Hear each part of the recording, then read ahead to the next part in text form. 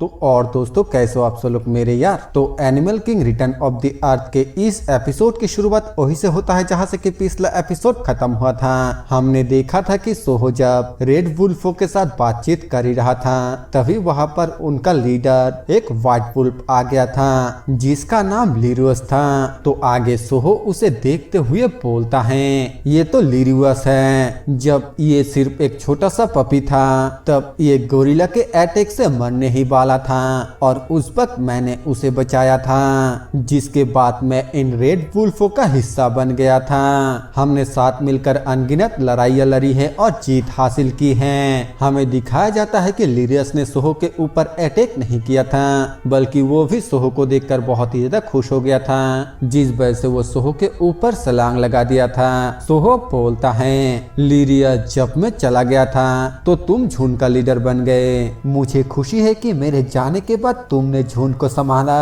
और तभी सोहो के सिस्टम विंडो में एक नोटिफिकेशन आता है जहां पर बताया जाता है कि लाल भेड़िए झुंड के लीडर लिरियस आपको न्यू लीडर के तौर पर एक्सेप्ट करते हैं। रेड वुल्फ क्लैन आपको अपना लीडर मानते हैं। जिसके बाद और दो नोटिफिकेशन आता है, उनमें से एक होता है रेड वुल्फ क्लैन को सक्सेसफुली टेम करने का और दूसरा ये जो मून हिल होता है इसे एक डिवाइन रियलम बीस्ट अभियान के तौर पर नामित किया गया है। तभी एक और नोटिफिकेशन आता है जिस पर लिखा हुआ था वर्शिप स्किल अनलॉक, हर एक बिलीवर से 1% डिविनिटी इंक्रीज हुआ है। बब स्किल को एक्टिवेट करने के लिए लेवल अप की जरूरत है। उसे देखते हुए सोहो हैरानी से बोलता है वर्शिप ये एक डिविनिटी बढ़ाने की स्किल है। तभी उसका एनर्जी भी फुल हो जाता है और सोहो उसे देखते हुए बोलता है इसके साथ ही यहाँ से जाने के लिए सभी तैयारियां पूरा हो चुका है। फिर वो फेरी किंग को गुचेंग रिवर साइड के पोर्टल को ओपन करने के लिए बोलता है। फेरी किंग बोलती है यहाँ से जिंदा वापस लौटने के चांस बहुत ही कम हैं, इसीलिए गॉड इसे गुचेंग हेल या फिर प्लेनेट हेडिस कहते हैं। जो गॉड मर जाते हैं और उनके जस्टिस किया जाता है वो कभी भी वापस नहीं लौट सकते हैं। तुम्हें पूछना चाहता हूँ क्या तुम फिर भी जाना चाहते हो? सोहो मन में सोचते हुए बोलता है ज्ञान के भंडार और अनोखे शक्ति के साथ मानो पूरे के पूरे डिवाइन रियलम का देख रेख कर रहे हो और डायमेंशनल पोर्टल को खोल पाने की एबिलिटी के साथ कभी कभी ऐसा लगता है कि फेरी किंग जानूस कोई रोबोट है जिसके पास कोई भी फीलिंग नहीं है। मेरे मेमोरी में ब्लैकमैन ने फेरी किंग और गैया से पूछा था कि डायमेंशनल रीप और इरूजन को कैसे रोका जाए। गैया ने जवाब दिया ये एडमिन के मौजूद ना होने पर सिस्टम का बस एक एरर था, लेकिन फेरी किंग ने जवाब दिया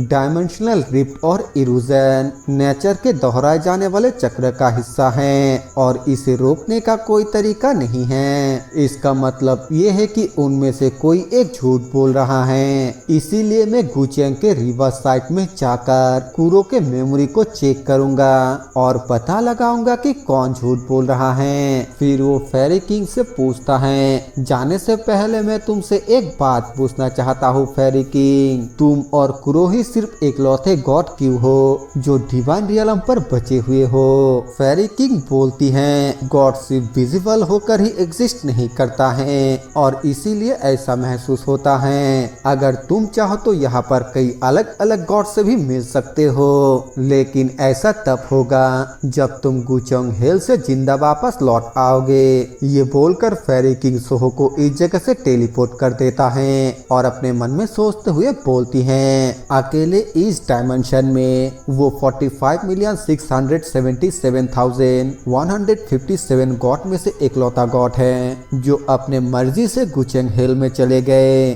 दूसरे डायमेंशन में मुझे लगता है एक ह्यूमन गॉड ने उसे वापस जिंदा कर दिया। ये शायद से वो ह्यूमन गॉड था जिसके चेहरे पर एक कार था। प्रीवियस एपिसोड में हमने इसे सोहो की कई बार मदद करते हुए देखा है और उसके फेस के स्कार से पता चलता है कि ये वही है। एपिसोड में आगे उस जगह पर कुरो का एंट्री होता है और वो फेरी किंग से पूछता है क्या वो इंसान ऑलरेडी गुचेंग हिल के लिए निकल गया? फेरी किंग उससे पूछती है बारबेरियन किंग आखिरकार तुम लाल भेड़िए के इलाके में कैसे घुस गए? कुरो पोर्टल के तरफ भागते हुए बोलता है मेरे रास्ते से हट जाओ फेरी किंग, इससे तुम्हारा कोई भी लेना देना नहीं है, उस कमीने को मेरे हाथों मरना होगा। ये बोलते हुए कुरो भी पोर्टल के अंदर चला जाता है। फेरी किंग बोलती हैं, क्या बकवास है। उस ह्यूमन गॉड के प्रति नफरत और जुनून ने इस बारबेरियन किंग के दिमाग को पूरी तरीके से खाली कर दिया है। सच तो ये है कि खुद बारबेरियन किंग ने भी सांसारिक मोह को नहीं छोड़ा है और कर्मा को बिल्ड कर रहा है। कहते हैं कि खून कभी झूठ नहीं बोलता। भ्रूम क्लोन से बना इस शरीर से आखिरकार क्या ही उम्मीद किया जा सकता है। इतना हिंसक और यहाँ तक कि बेवकूफी से भरा हुआ वे इतने समान कैसे हो सकते हैं। ये गॉड ऑफ क्रिएटर की असफलताएं हैं। वो जहाँ भी जाएगा इरूजन उनके पीछे पीछे ही आएगा। प्लेनेट हेडिस के कचरे के ढेर में दो और बेवकूफों के कब्रों को जोड़ी जाएगी। यही से सीन चेंज होकर हमें एक दूसरे जगह का सीन दिखाया जाता है जहाँ पर एक न्यूज चल रहा था जिसमें बताया जाता है कि दुनिया के पहला लेवल एक डंजन जिसके बारे में ये अंदाजा था कि वो दुनिया का विनाश कर देगा उसे पूरी तरीके से क्लियर कर दिया गया है। जैसा कि उम्मीद था पार्क सोहो और उसके टीम ने दुनिया को निराश नहीं किया। टॉड लॉर्ड जिसके बारे में ली सोंगवू ने चेतावनी दिया था वो अभी तक अपेयर नहीं हुआ, लेकिन एक्सपर्ट का ये कहना है कि एपोक्लिप्स के लॉर्ड ऑलरेडी कहीं पर जाग चुका है और धरती के विनाश के ओर आगे बढ़ रहा है। इस न्यूज से हमें ये पता चलता है कि ये सीन रियल टाइमलाइन के पीछे चल रहा है। इसका मतलब है कि शायद से व्हाइट टाइगर ने रिग्रेशन पूरा कर दिया है। हमें वहाँ पर चोई को दिखाई जाती है जो कि इस न्यूज को सुनते हुए अपना फोन चला रही थी। तभी वहाँ पर शीही आकर बोलती है, चोई तुम उठ गए। लेवल 8 डंजन एडवांस टीम को छुट्टी दे दिया गया था और उन्हें दोबारा बुलाया जा रहा है, तो 30 मिनट के अंदर तैयार होकर गेट पर पहुंच जाओ। देरी बिल्कुल भी मत करना, ठीक है। ये बोलने के बाद शीही उस जगह से चली जाती है और उसके जाने के बाद चोई बोलती है, मुझे ऐसा महसूस हो रहा है जैसे कि मेरे सर में अभी भी बहुत दर्द है। शायद ऐसा इसलिए है क्योंकि मुझे एक बेचैन सपना आया था। मैंने एक बुरा सपना देखा। सोहो मेरे आंखों के सामने से गायब हो गया। उस कमीने ने अरुका से लौटने के बाद से मुझसे अभी तक कॉन्ट्रैक्ट नहीं किया। उसके ये बोलने के साथ ही उसके फोन रिंग करने लगता है जो कि डायरेक्टर मीसो का होता है। रिसीव करते ही चोई डायरेक्टर मीसो से पूछती है आखिरकार पार्क सोहो कहाँ पर हैं। डायरेक्टर मीसो बोलती है पता नहीं ये सब क्या चल रहा है, वो कहीं पर गायब हो गया।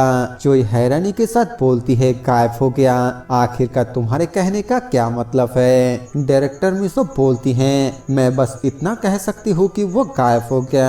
हमें दूसरे सीन में व्हाइट ड्रैगन को दिखाया जाता है जो फिर से एक स्नेक बन चुका है। वो डायरेक्टर मीसो को बताती है पार्क सोहो को ढूंढना बंद करो, वो डिवाइन रियलम पर चला गया।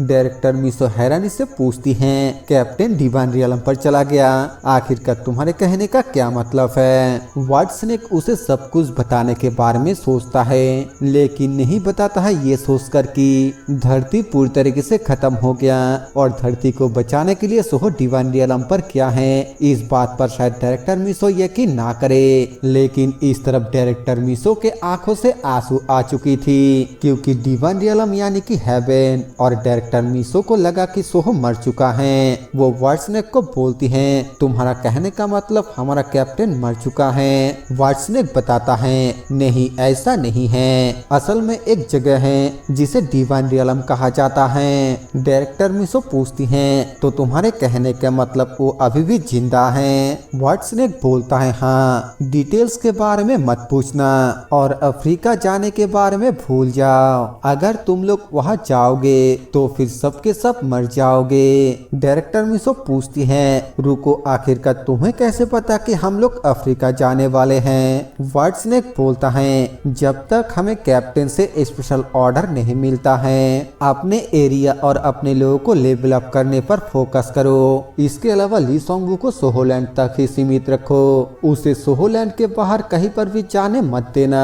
खास करके वॉल ट्री के पास तो बिल्कुल भी नहीं। ये एक फ्लैशबैक था जो डायरेक्टर मीसो सोच रही थी और इसी सीन के साथ ये एपिसोड यहीं पर खत्म हो जाता है। वीडियो पसंद है तो वीडियो को लाइक कर देना, चैनल पर नए हो तो सब्सक्राइब कर देना। मैं मिलता हूँ आप सभी से एक नए वीडियो के साथ, तब तक के लिए बाय बाय।